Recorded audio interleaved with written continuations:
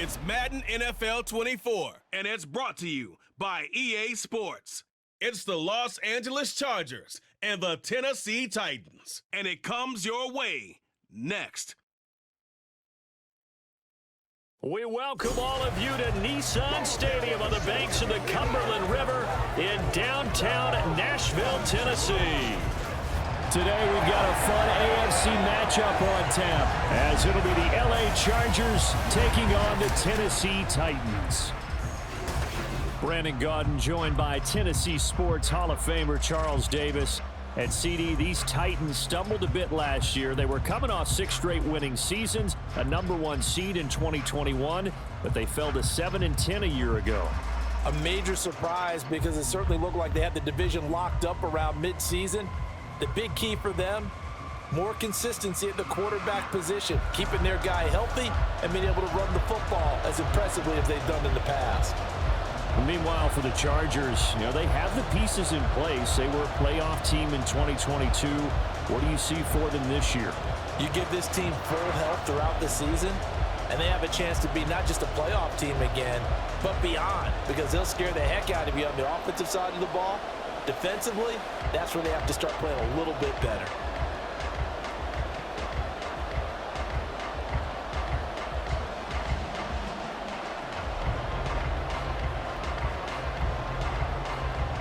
Now the kicker, that's Cameron Dicker, set to get us started. And off we go from Nashville. This taken in at the goal line. And no alley to be found. The coverage was solid, and he's dropped at the 18. The Titans ready to take over on offense for the first time, and it is the now 35-year-old Ryan Tannehill who leads them out in his 12th NFL campaign. Those who expected Ryan Tannehill to go quietly into the night after the Titans drafted Will Levis, well, they clearly don't know this man well at all. He's a fighter and former comeback player of the year and expects to have his best season yet as a pro in this campaign.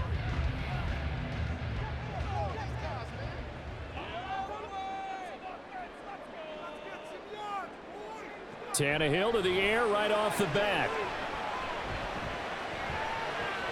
He's got it complete. Derrick Henry.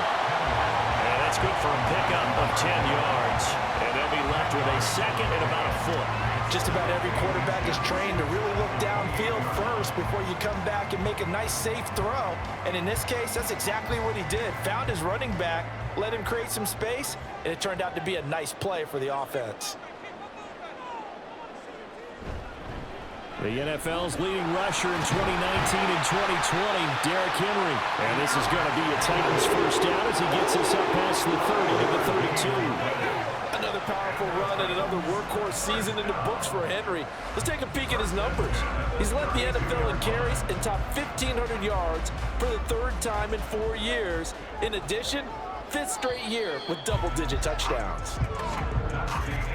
We're scoreless after 1.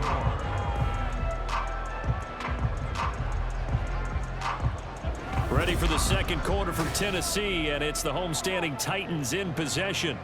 From the 32 now, here's 1st and 10. As they've got it as we resume action. On 1st down, Tannehill. It's incomplete. Took a shot, couldn't connect.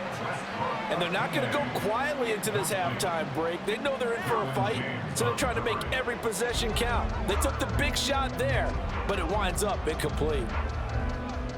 Here's 2nd and 10.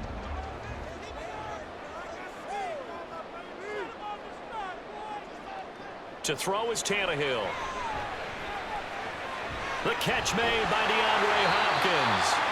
The Titans going to use the first of their timeouts as they get the stoppage with a little over 50 seconds to go in the first half.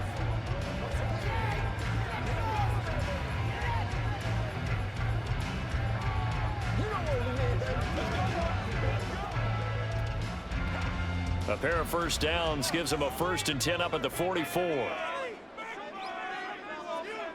Here's Tannehill. Steps away to his left. And this turns into a nice gain with a slide at the end. Opted to run for it. The decision a good one. Picking up the first, getting 14 yards on the scramble.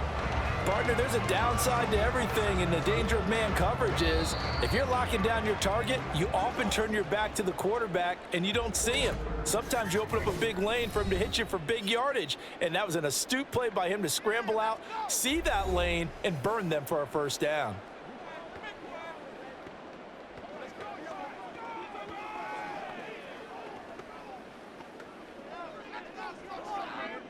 Could we get a touchdown in this first half after all? It's 1st and 10. Now Tannehill. A short throw taken in by Okonkwo. So give him 5 yards there on the pitch and catch, and that'll bring up 2nd down. They gave up the completion there, but this is what zone defenses count on. Catching the ball and not much run after the catch. Here's 2nd and 5 now from the 37. Now Tannehill. Looking deep downfield. And that's going to be incomplete. Good effort there trying to take a shot, but it's 3rd down. And that might have been a situation where even though you don't hit on the deep throw, you at least put in the defenders' minds early in the game that we're going to press the ball deep against your secondary. And that can have a ripple effect on how they function throughout.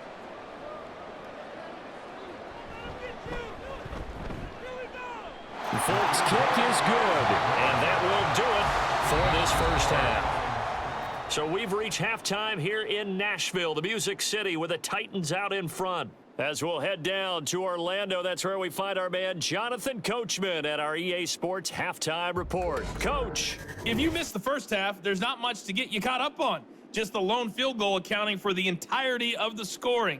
A 3-0 game to this point, as both defenses have been strong so far.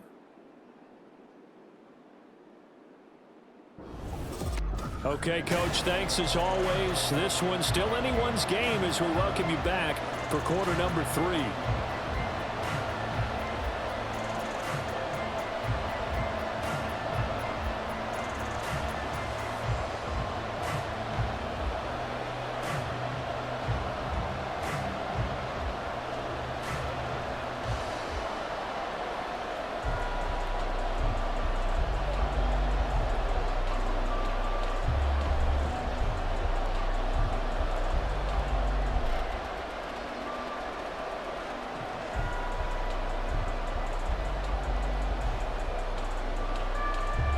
These offenses seemingly still back at the hotel for the first half. 3-0 our score as the second half gets underway. And this will not be returned, so the second half begins with a touchback. Out comes the Chargers as they'll go on offense now to start this third quarter.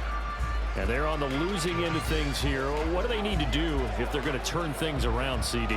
Partner, it's awfully close to being a must drive here, I think, for them, because I think a touchdown here in this opening drive is something they absolutely have to have. They only managed 3 points in the first half. They know that's not going to get it done.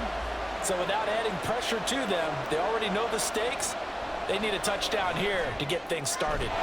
Meanwhile, Herbert's throw going into the hands of Williams.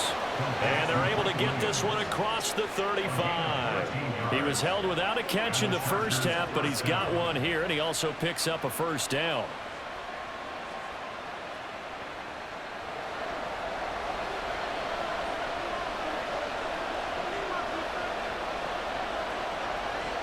Herbert. Pressure comes, and the Titans able to bring him down. It's Jeffrey Simmons that time who got in to record the sack. Okay, I'm not sure you could actually draw up a better pass rush than that one right there. Nowhere to go outside. He had to keep backing up and backing up and backing up. Eventually dropped for a huge loss. And as they come to the line, they will not be able to get off another play as time has run out on this third quarter. We'll return with more after this. This is the NFL, and it's on EA Sports. Herbert. That's caught by Palmer. And the Chargers going to signal for the first of their timeouts as they get the stoppage with a little over 50 seconds left to go in the game.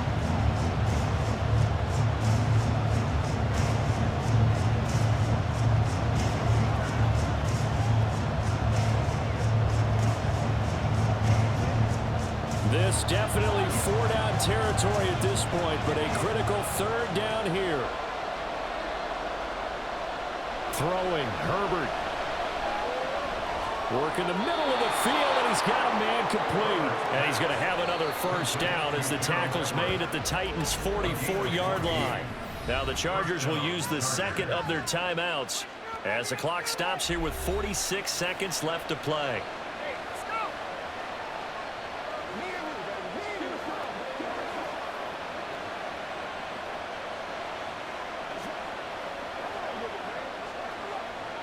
Final minute, 1 timeout remaining. 1st and 10. Herbert going to throw. He finds his target, Allen. And he's going to get out of bounds with the 1st down. So an ideal set of circumstances there. They move the chains, and they save that final timeout. And here we are in the 4th quarter, partner, and watch them drive for what would be a go-ahead touchdown. And you and I both know this is where you need a quarterback who can keep his cool back there. Not just for himself, but to keep the rest of the team relaxed too. He dumps it to Eckler underneath.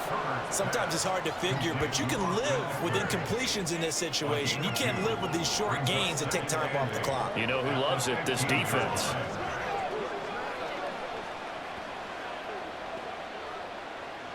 Second down, 8 yards to go. Herbert. And he'll find his man on the out route. That's Allen.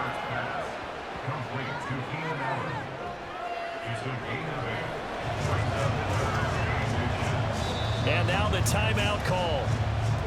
So 5 seconds left, and a field goal would send us to overtime.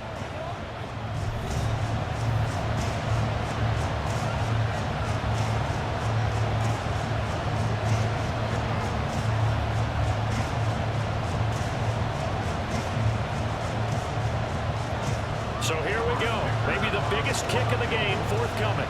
This to potentially send us to overtime. And the clock will now stop as a timeout is called with 5 seconds left.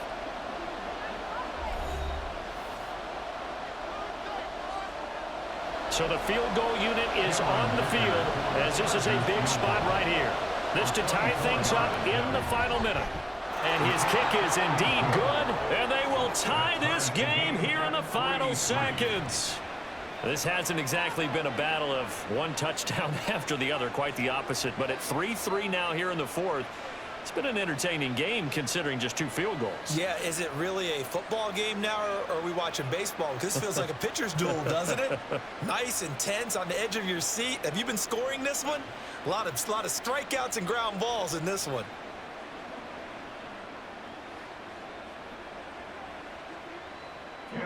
Each team with a possession, each team with a field goal as the kick is away.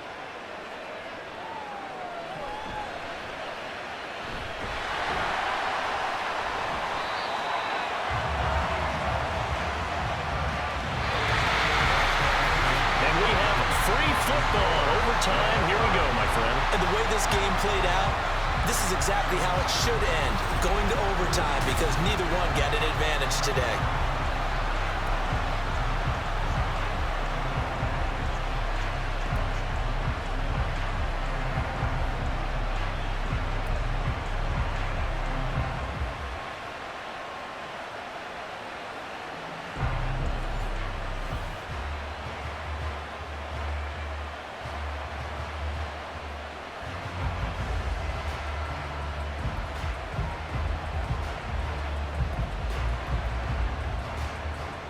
Each team with a possession, each team with a field goal as the kick is away.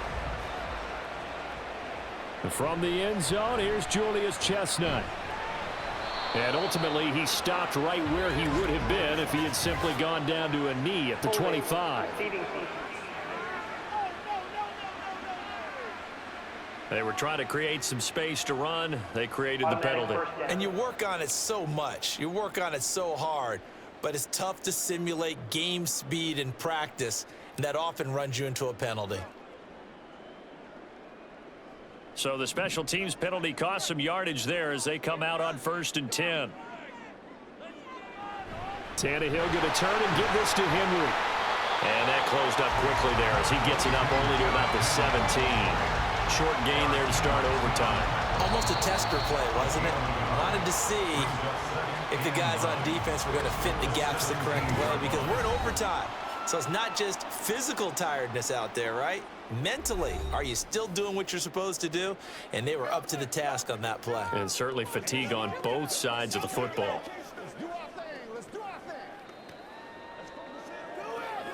They work now on 2nd and 9. First throw in overtime for Tannehill.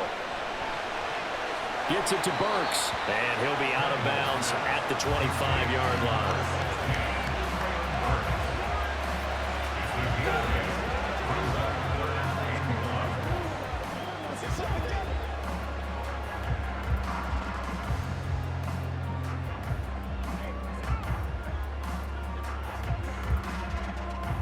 Third and 1, trying to keep this drive in overtime going. A big one coming up.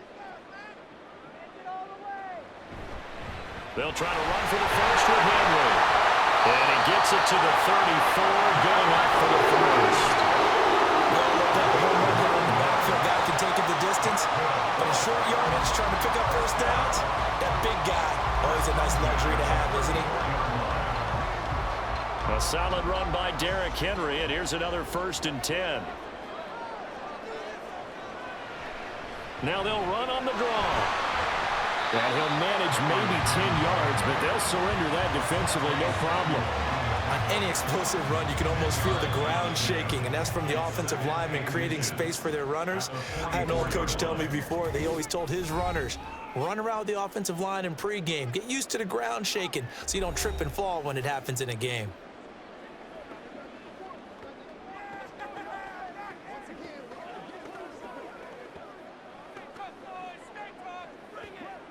Still a few inches short of a first down as they come up now on 2nd down. Tannehill to throw. A short throw taken in by Conquo.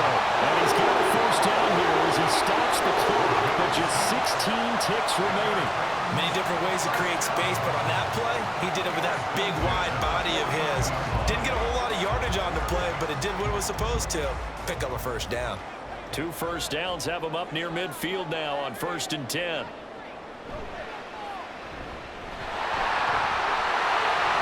And he is tackled inside the 40, not quite to the 35.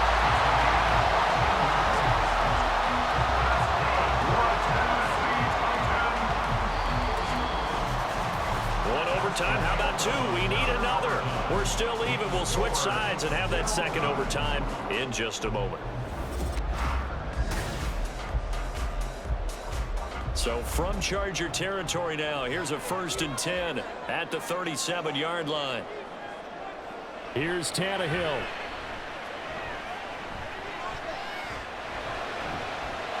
And that's incomplete. Well, a momentary speed bump there with that throw, partner. The defense had other ideas, and they're trying to mount a small stand before this drive reaches the end zone.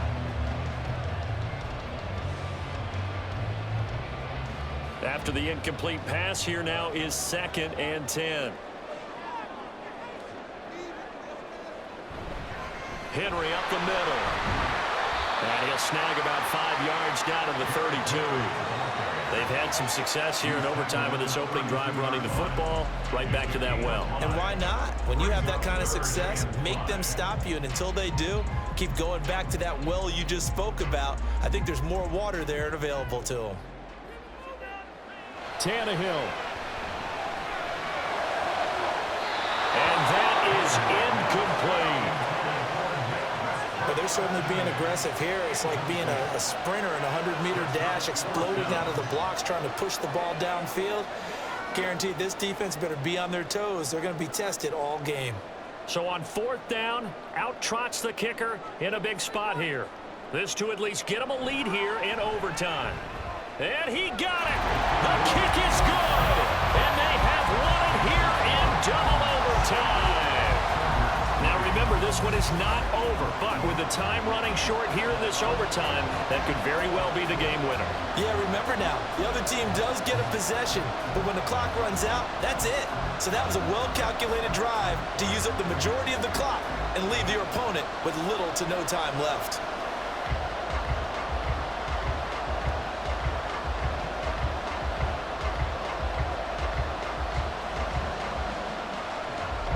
So only a field goal on that opening drive of overtime. Will that hold up? We'll find out as the kick's away. From a couple yards deep, he'll bring it out of the end zone. And he'll get it up past the 20 to about the 22. The Chargers get set to go here for their second drive. Well, it's pretty simple now. They need a field goal out of this drive to extend overtime, or obviously, Charles, a touchdown to win it. Yeah, and I'm taking the defense's perspective on this one, partner, because now they know with a 3-point lead, they can afford to give that up because you just keep playing, right? The overtime gets extended. But if you give up the touchdown, it's game over. So on offense, every play you make, you've got to try and get just a little bit more out of each one in order to try and get to the end zone, because they're going to play everyone back, keep everything in front. Throwing on first down, but this one winds up to be incomplete. Everything looked right on that play except the conclusion. He dropped it. An in route, going into a little bit of traffic. Maybe in the back of his mind, he was wondering where the hit was going to come from. So after the incompletion on first, now 2nd and 10. Herbert to throw. They'll find Everett there, complete. And he'll have a first down, but a great tackle there keeps him from getting to the boundary.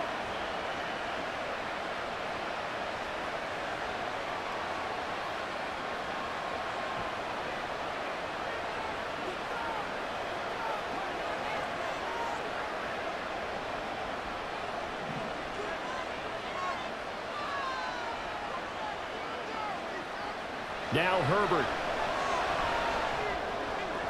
And that is going to be incomplete as he led him a bit too much. He shook his head right when he released that throw. He knew it was going to be a little off target. Yeah, the excitement got him on that one. Wasn't able to control the fact the receiver was open, and it would have been an easy throw.